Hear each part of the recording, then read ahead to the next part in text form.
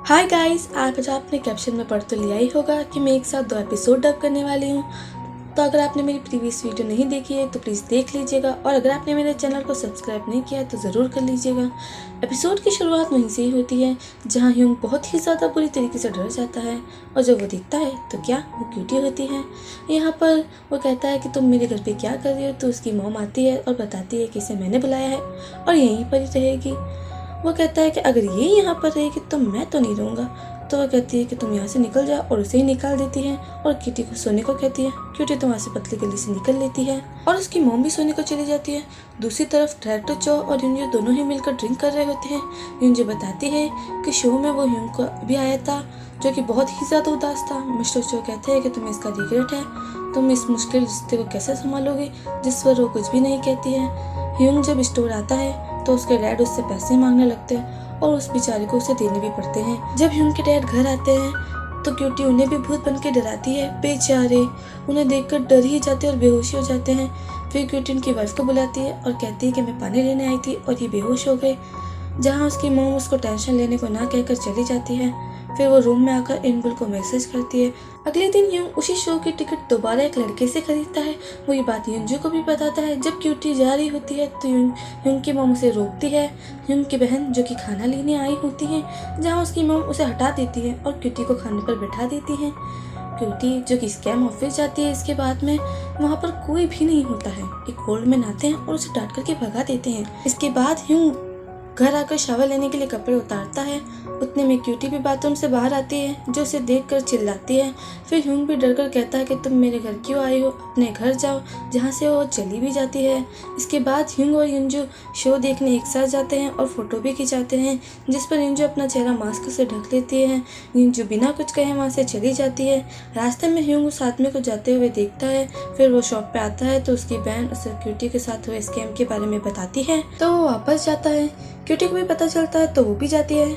ह्यूंग के आने से पहले वो आदमी चला जाता है। फिर क्यूटी एक मस्त स्कूटी लेकर आती है, जिस पर बैठकर ह्यूंग उनका पीछा करता है। बहुत ही ज़्यादा पकड़म पकड़ाई होती है उन दोनों के बीच में, और आखिरकार वो भाग ही जाता है। मिस्टर चो यूंजो से कहते हैं कि वो अपनी पुरानी ज़िंदगी उसको वापस करेगा। फिर वो उसे किस कर लेता है। यहाँ दूसरी तरफ इनबिल की फ्रेंड्स सारा काम उस पर डाल के चली जाती है, और दूसरी तरफ ह्यूंग के डैड, उसके फ्रेंड्स सभी मिलकर ये प्लान करते हैं कि वो उसके स्कैमर को पकड़ेंगे। वहाँ क्यूटी भी आ जाती है। सभी के बहुत ही ज़्यादा ढूंढने पर भी वो लोग नहीं मिलते हैं। अगले दिन ना यूंजो लिफ्ट में जा रही होती है तो वहाँ पे क्यूटी भी आती है, और लिफ्ट का दरवाज़ा ना बहुत ज़्यादा शानदार तरीके से खुलती है और अंदर चली जाती है। क्यूटी को बहुत ही अच्छी सेल करने का इनाम भी मिलता है, जिसमें उसी शो की टिकट होती है। डायरेक्टर जो उसे ये भी बता देते हैं कि वो यूंजो के साथ शो देखने गए थे।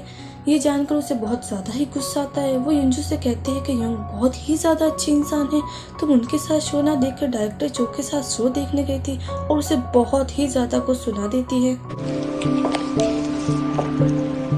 어쩔 것 같으세요? जिसके बाद उसे याद आता है कि ह्यूंग कितना अच्छा इंसान है। 여주 씨! 여주 씨. जिसे याद कर वो वहाँ से चली जाती है। वो स्टोर पर जाती है तो दालसिक कहता है कि वो तो घर पर है। जहाँ वो वहाँ जाती है तो उसकी मॉम उसे अंदर ले जाती है। जहाँ ह्यूंग को ये बात पता चलती है तो वो जल्दी से घर पर जाता है और वो उसे बात करने के लिए बाहर ले जाता है। उतने में ही क्यूटी आ जाती है। उसकी मॉम सबको खाने पर बैठाती है। उसकी मॉम उसे बताती है कि ये मेरी बेटी जैसी है और ये यहीं रहती है। जिसे सुनकर यूंजो तो वहाँ रुकती है नहीं, वो तो वहाँ से निकल लेती है। यहाँ पर दालसिक और गिम्बी एक दूसरे से बात करते हैं, वो भी बिना जाने, और एक आदमी वहाँ से सॉसेजेस खरीद कर चला जाता है। यूंजो जब घर आती है तो बहुत ही ज़्यादा उदास होती है, जिससे उसकी मॉम को बहुत ज़्यादा ही गुस्सा आता है, और उनके चेहरे को देख के ऐसा लगता है कि वो कुछ ना कुछ तो ह्यूंग के साथ ज़रूर करेगी। क्यूटी, जिसको बेचारी को नींद ही नहीं आ रही होती है, वो नीचे जाती है तो देखती है कि उसके डैड हैं वहाँ पर, तो उसके पास आती है और वो कहते हैं कि वो अपनी फैमिली के लिए कुछ नहीं कर पाते हैं, इसलिए खाना बनाते हैं। क्यूटी कहती है कि आपका बेटा और आपकी वाइफ दोनों ही आपसे बहुत ही ज़्यादा प्यार करते हैं। जहाँ पर ह्यूंग की मॉम भी आ जाती है और कहती है कि खाना कल बना लेना, उन्हें आज बनाने की कोई ज़रूरत नहीं है। वो कहती है कि उन्हें उनकी बहुत ज़्यादा परवाह है, जिसे सुनकर ह्यूंग के डैड भी खुश हो जाते हैं। अगले दिन जब ह्यूंग अपने दोस्त को कॉल करता है तो वो बताता है कि युंजो आज ऑफिस नहीं आई है, जिसके बाद वो उसके घर जाता है और उसकी मॉम से कहता है कि उन्हें युंजो से बात करनी है। उनके बीच जो भी गलतफहमी है वो उन्हें दूर करेगा। हमारी लाइफ का जो भी फैसला होगा वो तो युंजो ही लेगी, जिस पर वो हाँ करती है। ह्यूंग के जाने के बाद ना वो अपने सेक्रेटरी को बुलाती है और कहती है कि ह्यूंग के मॉम और डैड को लेकर आओ। जिसके बाद ह्यूंग की मॉम की पहले तो बहुत ही ज़्यादा तारीफ करती है, फिर उनसे 2 लोगों का इंश्योरेंस भी करने को कह देती है, जिस पे ह्यूंग की मॉम तो बहुत ही ज़्यादा खुश हो जाती है।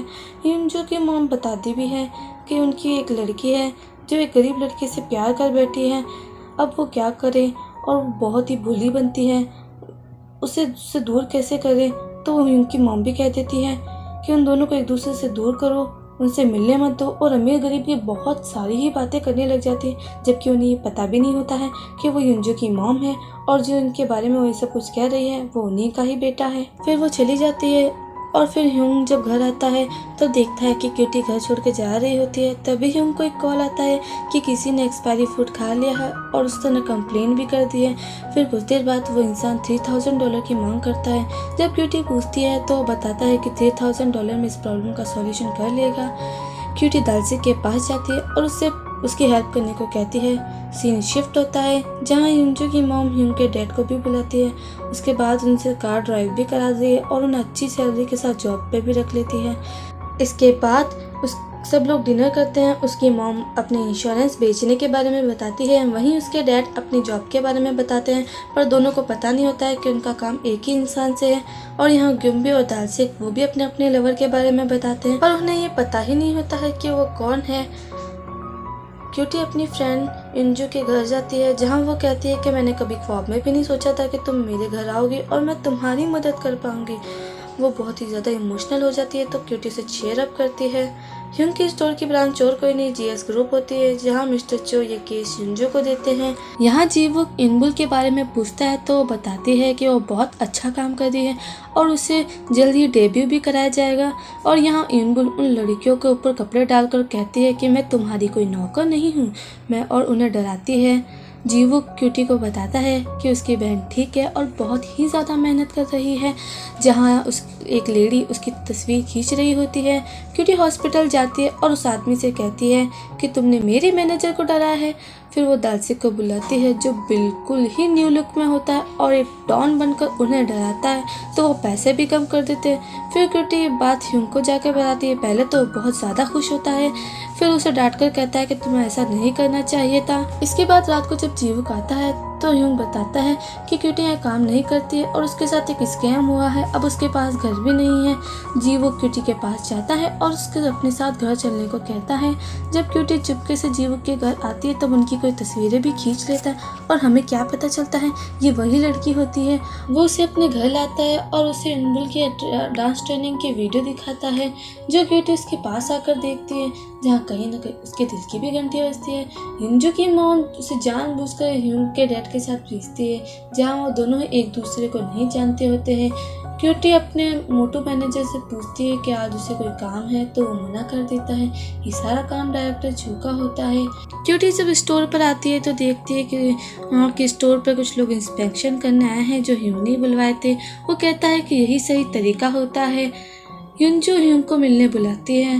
ह्यूंग उसे समझाने की बहुत कोशिश करता है तो वो कहती है कि तुम्हें अपनी तरह की लड़की ढूंढनी चाहिए, मैं तुम्हारे लिए सूटेबल नहीं हूँ। जहाँ ह्यूंग उसे रोकता है लेकिन वह नहीं रुकती है और डायरेक्टर चो के साथ निकल लेती है। और इसी के साथ हमारा एपिसोड यहीं ख़त्म होता है guys. Thanks for watching guys. मेरे चैनल को लाइक एंड सब्सक्राइब ज़रूर कर दीजिएगा।